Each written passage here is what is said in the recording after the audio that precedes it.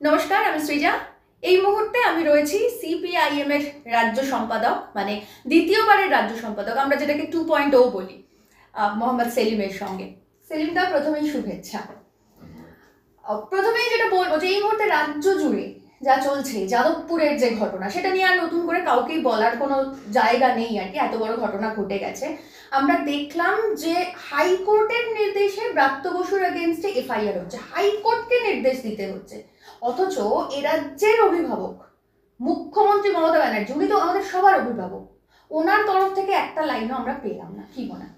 আইন অনুযায়ী পুলিশের কাজ হচ্ছে এফআইআর দায়ের করা। দ্বিতীয়ত সুপ্রিম কোর্টের অর্ডার আছে যে যদি কেউ ডায়েরি করে সেটাকেই এফআইআর হিসেবে কাউন্ট করে এগোনো যায়। এখানে একটা গাড়ি থেকে চাপা দেওয়ার অভিযোগ, তাহলে ধরো রোড রেজ হয়, রাস্তায় যে কোনো সময় হয়, প্রথম কাজ হচ্ছে পুলিশের সেই গাড়িটাকে ধরে নিয়ে যাওয়া, গাড়ির চালক এবং যারা আছে সঙ্গে তাদের হচ্ছে তোমার সহযাত্রী, তাদের চেক করা, নেশায় ছিল কি না, গাড়িতে আরও কী কী জিনিসপত্র পাওয়া গেছে, তারপর গাড়িটা কে কার সে ইত্যাদি ইত্যাদি। আমরা দেখলাম একই জিনিস আসানসোলে যখন হলো, সুচন্দ্রাকে যখন মেরে ফেলা হলো, মেরে ফেলাই হলো, ইফটিজিংয়ের শিকার হলো, তখন কিন্তু সেই গাড়িটাকে ধরা এবং গাড়ির মালিককে ডাকা, তারপর হচ্ছে তাদের সব চেক করা, মদের বোতল ছিল কী ছিল, কিচ্ছু করা হলো না। অনেক হয়েছেই হলো, ওর মা যখন সাহস করে একটা বললেন তারপরে হলো। এখানেও পুলিশে অভিযোগ নিল না, এমনকি ওই ইন্দিরাগান্ধীর জবানবন্দি পর্যন্ত নিতে নিতে বন্ধ করে দিল, কারণ ডিসি সাউথ বারণ করে দিয়েছে। তাহলে আইন অনুযায়ী চলবে না, আইন তো আছে একটা, তাহলে পুলিশ যদি আইন অনুযায়ী না চলে তখন রিসর্ট হচ্ছে কোর্টে যাওয়া। কোর্ট আসলে অ্যাডজুডিকেশন করে, কোর্ট কাজ নয় এটা, কিন্তু এক্সিকিউটিভ যখন ফেল করে তখন কোর্টকে এটার মধ্যে হস্তক্ষেপ করতে হয়। হ্যাঁ, সেটা তো করতে হয়, কিন্তু মমতা ব্যানার্জি একটা শব্দ এখনো পর্যন্ত করলেন না।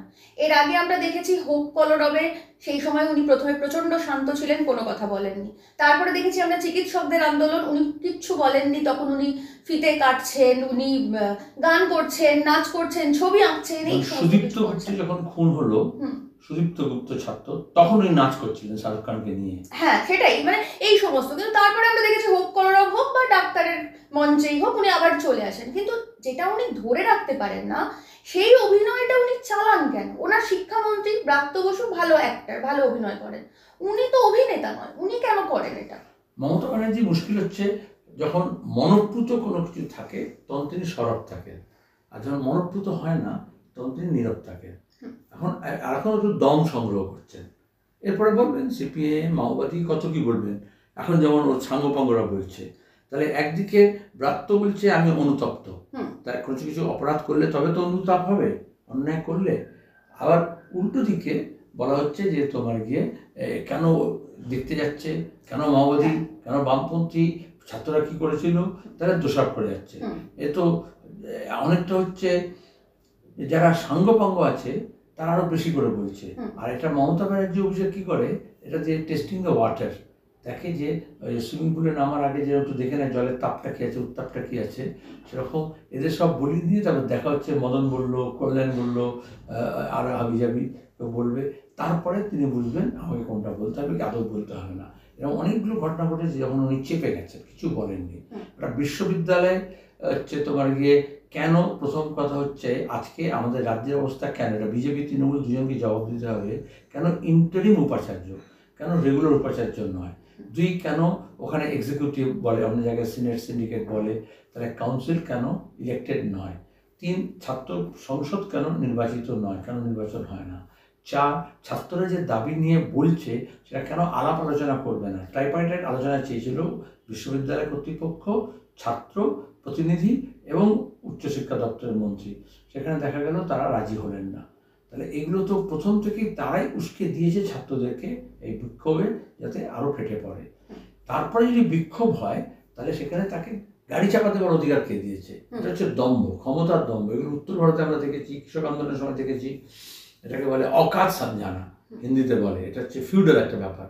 তাহলে আজকের দিনে যেটা হচ্ছে সংবিধানে দ্বারা নির্বাচিত একটা সরকার, একটা সাংবাদিক প্রতিষ্ঠান, সেখানে ওথ নিয়েছে, তারপরে সে শপথ নিয়েছে, সেখানে সে বিশ্ববিদ্যালয়ের মধ্যে, এটা কোনো বাইরের মস্তান মাতাল এসে গাড়ি চালিয়ে দিল তা নয়, এটা কোনো বড় লোকের ছেলে হঠাৎ করে নতুন গাড়ি কিনেছে বলে হইচই করে গাড়ি চালিয়ে দিল, রোডে দিল তা নয়। বিশ্ববিদ্যালয়ের মধ্যে ছাত্ররা তার সঙ্গে কথা বলতে চেয়েছে, যে চালাও গাড়ি বলে চালিয়ে দিলেন। এটা হচ্ছে দম্ভ, ক্ষমতার দম্ভ।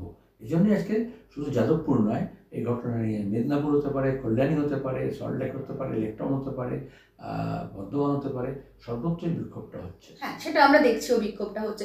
আপনি ইন্দ্রানুজকে দেখতে গিয়েছিলেন, এই নিয়ে কুণাল ঘোষ থেকে শুরু করে সমস্ত মানে তৃণমূল কংগ্রেসের অনেক নেতা নেত্রী অনেক কিছু বলেছেন, কি বলবেন?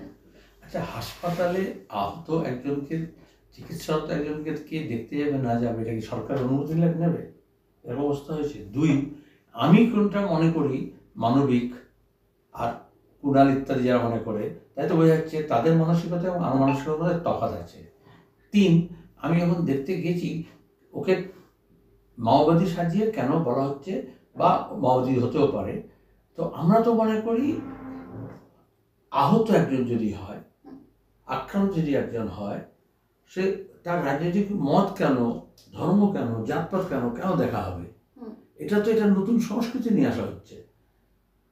আর আমি তো সেই জায়গায় বিশ্বাস করি যে এমন একটা যদি কীট পতঙ্গ পশু পাখি যদি আহত হয়ে যায়, তাহলে হচ্ছে মানবিকতার দিক থেকে তাকেও দেখা উচিত, তার শুশ্রূষা করা উচিত।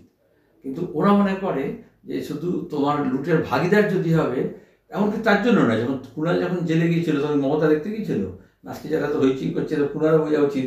যখন ও ড্রাম বাজাচ্ছিল, বা কলকাতা পুলিশের যখন কলকাতা পুলিশ যখন ওকে পেটাচ্ছিল, আর ও যখন প্রিজন ভ্যান পেটাচ্ছিল, তখন তো এই তৃণমূল আজকে যাদের হয়ে গলা পেটাচ্ছে তারা কেউ তো দেখতে যায়নি। আমি কিন্তু খোঁজ নিয়েছিলাম। আচ্ছা, কেন খোঁজ নিয়েছিলাম? কারণ ও একটা রাজ্যসভার সদস্য ছিল। আমি মমতা যখন বলছিল কে চোর, কুণাল চোর, মদন চোর, আমি তখন একটা বারবার বলতাম চোরের তো নাম আমরা বলিনি, মমতা ব্যানার্জি নিজেই বলেছেন। তাহলে এটা হচ্ছে দুজনের দৃষ্টিভঙ্গি আলাদা, এবং এই আলাদা থাকা উচিত। তৃণমূলের যারা হইচই করছে আর মাওবাদী যারা বলছে, এই মমতা ব্যানার্জি 2011 পর্যন্ত বলেছেন মাও ফাও কিচ্ছু নেই, আর এখন যদি ওরা পাড়ায় পাড়ায় মাও খুঁজে পাচ্ছে, তাহলে মাওবাদীরা এলো মমতার আমলে। আর আমরা কি বলেছিলাম, এই ছত্রধর মাহাতো জনগণের যে মিলিশিয়া ছিল, জয়েন্ট মিলিশিয়া, RSS, তৃণমূল এবং মাওবাদীদের, যারা খুন করলো আমাদের এতগুলো কর্মীদেরকে, জঙ্গলমহলকে অশান্ত করলো, নন্দীগ্রামের সিঙ্গুরে গিয়ে অস্ত্রশস্ত্রের প্রশিক্ষণ দিল, যারা শুভেন্দুর দানা পিনা খানা পানি সাপ্লাই নিয়ে সিকিমকে খুন করলো, এখন তারা মাওবাদীদের চিৎকার করছে। অথচ শুভেন্দু মমতা মিলে এই মাওবাদীদেরকে এখানে ডেকে নিয়ে এসেছিল CPM এর পেছনে লাগার জন্য, খুন করার জন্য। আর তারপর তো মমতা ব্যানার্জি বেশিরভাগ মাওবাদীদেরকে চিনেছেন তিনি। আমার তো মনে আছে শিলাদিত্য যখন সারের দাম বলেছিল তখন তাকে বলেছিল মাওবাদী, যখন ওই তানিয়া ভরদ্বাজ যখন প্রশ্ন করেছিল তাকে মাওবাদী বলেছিল। ওদের কথা কে বিশ্বাস করে? অথচ কিষাণজিকে সঙ্গে বৈঠক কারা করেছিল?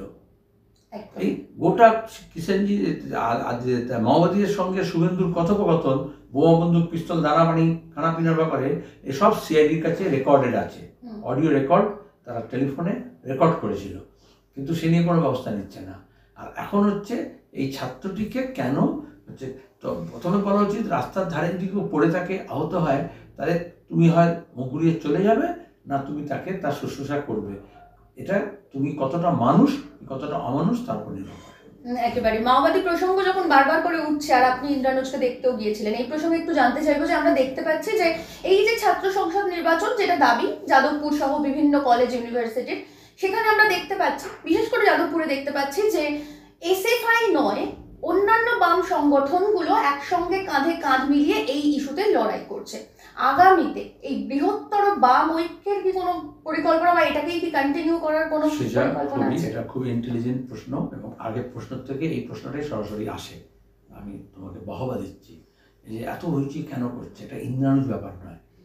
আমরা গত 3 বছর ধরে কি বলছি, বৃহত্তর বাম ঐক্য, বাম ফ্রন্টকে যেমন সংহত করতে হবে, বাম ফ্রন্টের বাইরে অনেক, শুধু দল নয়, দল, ব্যক্তি, গোষ্ঠী, তাদেরকেও একটা করতে হবে। তাহলে এই বৃহত্তর বাম ঐক্যকে কারা ভয় পায়? যারা দক্ষিণপন্থী, যারা অতি দক্ষিণপন্থী, যারা চরম দক্ষিণপন্থী। তাহলে এটা সরাসরি লড়াইটা দক্ষিণ বনাম বাম।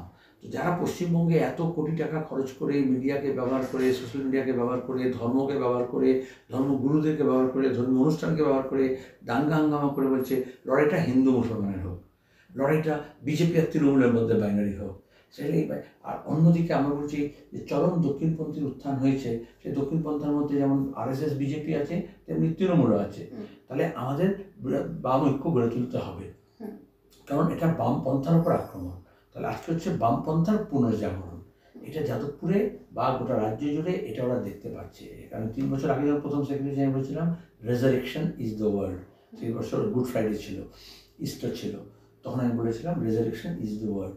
তাহলে এই যে পুনরুত্থান হচ্ছে বামপন্থার, এটা দক্ষিণপন্থীরা যেমন একদিকে ভয় পাচ্ছে আর অন্যদিকে এককাট্টা হয়ে যাচ্ছে। এই দেখবে যাদবপুরের প্রশ্ন নিয়ে শুভেন্দু, এবিপি, তৃণমূল আর কল্যাণ আর এই সব বিজেপি সবার একরা, এমনকি কিছু যারা মেসেজ পুষার আছে, কিছু যেমন ভাড়াটে কিছু সাংবাদিক হয়, হ্যাঁ এরকম আছে, তোমার দিদিরাম থাকতে পারে, তারা দেখবে তাদেরও ভাষা একই, মিলিটারি নামাতে হবে, সেন্ট্রাল ফোর্স নামাতে হবে, 1 ঘন্টায় শেষ করে দিতে হবে, 2 ঘন্টায় শেষ করে দিতে হবে। কেন? বিশ্ববিদ্যালয় ওয়ার্ল্ড ওয়াইড, বিশ্ববিদ্যালয়ের নামটাই জন্য বিশ্ববিদ্যালয়, এবং গোটা বিশ্বের জ্ঞান বিজ্ঞানের চর্চা হবে, দর্শনের চর্চা হবে, তেমনি একটা ওপেন স্পেস থাকবে যেখানে দাঁড়িয়ে মুক্ত বুদ্ধির চর্চা হবে।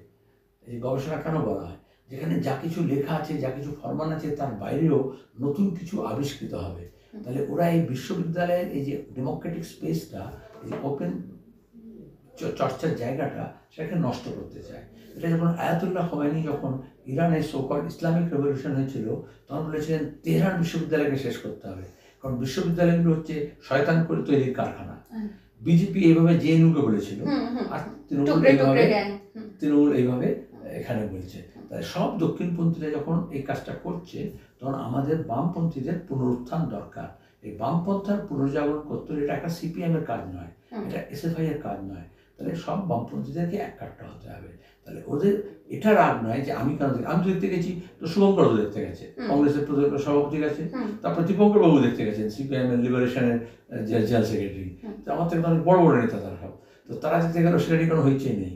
তাহলে সিপিআইএমকে ওরা চেয়েছিল আইসোলেট করতে, তাহলে সেখানে সিপিআইএম আইসোলেট হবে না, বরঞ্চ আরও বন্ধু জোগাড় করছে এবং বাকিরা আসছে সঙ্গে। এটা হচ্ছে ওদের, ওরা খুব বাজে সংকেত ওদের কাছে, এটা ওরা বুঝতে পারছে। অর্থাৎ বৃহত্তর বাম ঐক্যের কথা আপনি বারবার বলছেন, এটা কি 2026-এর আগে কোনো বিশেষ বার্তা? 26 কেন, এটা হচ্ছে নির্বাচন কেন, মানুষের যে অসহায় অবস্থা, বেকারি, দারিদ্র, তারপর হচ্ছে শোষণ, তারপর হচ্ছে যন্ত্রণা, তারপর মূল্যবৃদ্ধি, তারপরে দুর্নীতি, তারপর হচ্ছে দাঙ্গা হাঙ্গামা, এখান থেকে যদি পরিত্রাণ পাওয়ার উপায় কি? এভাবেই চলবে না অন্য কোনো বিকল্প হবে? তাহলে এই বিকল্পটা কি হবে? হিন্দু মুসলমানের দাঙ্গা, বেলডাঙ্গা? তাহলে কি কদিন পরে ঈদ আছে এবং রাম জন্মভূমি, এই রাম নবমী আছে, সে নিয়ে কি মারামারি? এটা প্রস্তুতি চলছে। এই যে মোহন বাবা এলেন, উলুবেড়িতে মিটিং করলেন, সবাইকে বুঝিয়ে গেলেন, 57টা সংগঠন বৈঠক করলেন। তৃণমূল মমতা ব্যানার্জি গতবার রামনবমী সভা বলেছিল যে আমরা একটা উইন্ডো দিয়েছি, ওই যেমন দিয়েছিল তোমার গিয়ে শিবপুরে সময়, যেমন দিয়েছিল ওড়িশায়। তাহলে আমরা কি এই উইন্ডোকে ওপেন করবো, না দাঙ্গা হাঙ্গামার সমস্ত জানলা বন্ধ করবো? আরজি করে ঘটনার পর থেকে তুমি দেখবে এই বাংলাদেশের ঘটনা নিয়ে কীরকম হিন্দু মুসলমান করার চেষ্টা করা হচ্ছিল, কিন্তু মানুষ সবাই মিলে বিচার চাইছিলেন, ন্যায় চাইছিলেন, ওই মেয়েটার প্রতি যে অন্যায় আছে তার প্রতিবাদ করছিলেন। তাহলে আন্দোলন, সংগ্রাম, মিছিল, মিটিং, এই সব মানুষকে জাত পাত, ধর্ম, বর্ণ, লিঙ্গ নির্বিশেষে এককাট্টা করে। এটাই বামপন্থার কথা, এটা আলাদা করে সিপিআইএম নয়, এটা করে আলাদা 26 নয়। তারপরে ভোট যখন হবে তখন দেখা যাবে, কিন্তু তার আগে আমাকে মানুষের ঐক্যবদ্ধ করতে হবে, এবং সেই ঐক্যবদ্ধ করার কাজে সব বামপন্থীরা যদি এককাট্টা হয়, তাহলে মানুষের মধ্যে আরও বেশি ভরসা তৈরি হবে। তাহলে বামপন্থার পুনর্জাগরণ দরকার। বামপন্থী মানুষ যদি এককাট্টা হয়, রাস্তায় নামে, তো সলিল চৌধুরী গানই গাইবে, তাহলে ঋত্বিকের সিনেমায় দেখবে। আবার যারা ভয় পাবে তারা ঋত্বিকের সিনেমা বন্ধ করবে, তারা বলবে স্লোগান চলবে না, গণসঙ্গীত চলবে না। তো এইটা মানুষকে সমবেত হওয়ার একটা প্রয়াস, আর মানুষকে ছত্রভঙ্গ করার প্রয়াস। তো আমরা মানুষকে সমবেত করেছি, আর মানুষ যদি সমবেত হয় 2026 আরো ভালো করে লড়াই হবে। একেবারে। আপনি মানুষের নিপীড়ন, যন্ত্রণার কথা যখন বলছেন, তখন এই মুহূর্তে অবশ্যই দেউচা পাচামির কথা জিজ্ঞাসা করতেই হবে, কারণ আদিবাসী মানুষ ওখানে জেগেছেন, নিপীড়নের বিরুদ্ধতার বীজ বপন করছেন। হঠাৎ করে মমতা ব্যানার্জি এত ক্ষেপে উঠলেন কেন এই দেউচা পাচামি নিয়ে, কি মনে হচ্ছে? আচ্ছা দেখো, যখন বিজিবিএস হলো, তিনি ওখানে গর্বসায় ঘোষণা করলেন সব সমস্যা মিটে গেছে, আমরা গিয়ে এবার শুরু করবো কালাখনি কাজ। এক, ওখানকার পরিবেশ যে নষ্ট হবে, গাছগুলো ভেঙে কেটে দেওয়া হলো, পুরো একদম ডিনিউট করা হলো গোটা এলাকাটাকে। ফরেস্টের জমি, সেখানে দাঁড়িয়ে ভূমি আইন বলছে এই ধরনের কোনো পরিকল্পনা নিতে হলে সেইখানকার অধিবাসীদের সঙ্গে কথা বলতে হবে। ওরা এখন বলছে আমাদের সঙ্গে কোনো কথা বলেনি। হচ্ছে উনি ডিএম, এসপি, পুলিশ, 4 থানার আশপাশের লোকজনকে নিয়ে, 4টি জেলার লোকজনকে নিয়ে, মস্তান, গুন্ডা, এই সবাইকে মোবিলাইজ করে মনে করছেন সবাইকে সাহায্য করবেন। কিন্তু আরেকটা কাজ উনি করেছিলেন গত কয়েক বছর ধরে, তৃণমূল আর ওখানকার আদিবাসী এবং মুসলমানকে দুটো আলাদা করে দিয়েছিল। এখানে শুধু আদিবাসী নয়, আদিবাসীদের সঙ্গে তুমি দেখবে মুসলমান যে মহিলারা আছে তারাও নেমেছে। তাহলে এটা হচ্ছে আশার আলো, যেখানে দাঁড়িয়ে ওরা দুটো ভাগে ভাগ করে দিচ্ছিল, এর গ্রামে যাবে না, ওর গ্রামে যাবে না, এর বাড়ি যাবে না, ওর বাড়ি যাবে না, যেটা গোটা দেশে বিজেপি করছে। এখানে একটা হয়েছে মানুষের এই ঐক্যকে ওরা ভয় পায়। হচ্ছে এই প্রজেক্টটা কার, সরকারি, বেসরকারি, আদানির, না কার টাকা, কে করছে, কোনো ট্রান্সপারেন্সি নেই। আর যদি কয়লা খনি উত্তোলনই হতো, কয়লা উত্তোলনের জন্য খনি যদি হতো, তাহলে মমতা ব্যানার্জি যেন একটা পেচ্ছাপখানা উদ্বোধন করতে তিনি চলে যান। তাই তিনি একটা এত বড় উদ্যোগ হবে, এত হাজার কোটি টাকার ব্যাপার হবে, এত লোকের কাজ হবে, তো তিনি উদ্বোধন করতে গেলেন না কেন? Served with mystery. তিনি সবসময় অন্তত বোতাম টিপে এখান থেকে তারা উদ্বোধন করতেন, করেননি। উনি এসপি পাঠিয়েছেন, ডিএসপি পাঠিয়েছেন, পুলিশ পাঠিয়েছেন, সেনা পাঠাচ্ছেন। আর আদিবাসীরা কি বলছে? আমরা আমাদের এই পরিবেশ, বাস্তুতন্ত্র, এটাকে নষ্ট হতে দেবো না। আমার উচ্ছেদ বিরোধী আন্দোলন। তাহলে এই উচ্ছেদের, দেখো, দক্ষিণপন্থী মানে হচ্ছে বুলডোজার পলিটিক্স, তারা ক্ষমতার ব্যবহার করে উচ্ছেদ করবে। বামপন্থা মানে হচ্ছে যে যেখানে আছে তাকে রেখে ইন সিটু ডেভেলপমেন্ট করতে হবে। উন্নয়ন মানে তুমি উৎখাত করে দেওয়া নয়, উন্নয়ন তো সেই মানুষগুলোর উন্নয়ন। তাহলে তার পানীয় জলের সমস্যা আছে, তার বাসস্থানের সমস্যা আছে, তার রাস্তাঘাটের সমস্যা আছে, তার রেশনের সমস্যা আছে, ওইগুলো উন্নয়ন নয়। কয়লা কার জন্য? এই মোদি বলো, তার আগের সরকার বলো, মমতা বলো, এরা কি বলছে? এখন হচ্ছে আমাদের এই থার্মাল বিদ্যুৎ নয়, এখন হচ্ছে আমাদের সব সৌর বিদ্যুৎ চলতে হবে, অল্টারনেটিভ সোর্স, নন কনভেনশনাল এনার্জি। তাহলে আমাদের এখানে কেন অল্টারনেটিভ সোর্সকে কেন ট্যাপ করা হচ্ছে না? গোটা বিশ্বে আর কোল ফায়ার ফার্নেসগুলোকে বন্ধ করা হচ্ছে। আমাদের এখানে আগে স্টিম ইঞ্জিন চলতে, এখন ইঞ্জিন চলে না। তাহলে কয়লা কিসের জন্য লাগে? তোমার কয়লা উনুনে জ্বালাতে এখন গ্যাস বলছে সব জায়গায়, এত বিজ্ঞাপন দিয়ে বলা হচ্ছে, ভালো সেটা। তাহলে কয়লার ব্যবহার কমছে ওয়ার্ল্ড ওয়াইড। তুমি সেখানে এত 1000 ফিট নিচে গিয়ে তুমি কয়লা উত্তোলন করবে? আসলে ওপরের যে পাথরের যে লেভেলগুলো আছে সেটাকে তুমি খাদান তৈরি করতে চাইছো, যেটা ওখানকার মানুষ দিতে রাজি নয়। খোলা মুখ কয়লা খনি মানে হচ্ছে আশেপাশে দেখবে ঝাড়খণ্ডের জায়গাটা এবং আমাদের এই জায়গাটা অনেকটাই, যেখানে গোটা পরিবেশ নষ্ট হয়ে গিয়েছে। আর তারপরে এই পাথরের জন্য সিলিকোসিস হচ্ছে, লোকের মারা যাচ্ছে। তাহলে পরিবেশের ছাড়পত্র জালিয়াতি করে নিয়েছে সরকার, একটা জালিয়াতি করে পরিবেশের ছাড়পত্র নিয়েছে, একটা লোক দেখানোর শুনানি করেছে। তা মানুষ এখন বলছে আমি আমাদের কথা শোনেনি, অথচ পরিবেশ দপ্তরে গিয়ে দেখবে তুমি গ্রিন বেঞ্চে দেখবে যে সেখানে বলবে হ্যাঁ ডিএম রিপোর্ট দিয়েছি, আমরা সব আলোচনা করে নিয়েছি।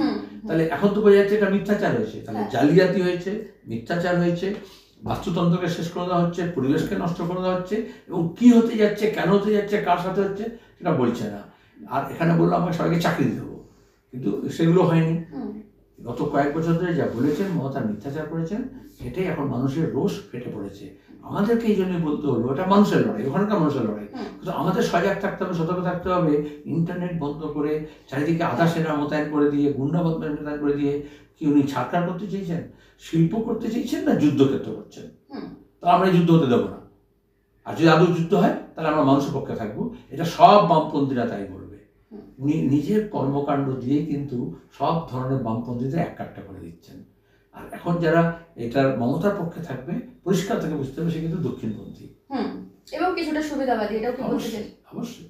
অনেক ধন্যবাদ সেদিনদা এতক্ষণ সময় দেওয়ার জন্য, আর অবশ্যই আপনাদেরও অনেক ধন্যবাদ এতক্ষণ আমাদেরকে সময় দেওয়ার জন্য। বামপন্থীরা একত্রিত হবে, এককাট্টা হবে, এবং আগামীতে দক্ষিণপন্থীর বা দক্ষিণপন্থার সমস্ত নির্যাতন, নিপীড়নের বিরুদ্ধে মাথা তুলে দাঁড়াবে। অনেক ধন্যবাদ আপনাদেরকে এতক্ষণ সময় দিলেন।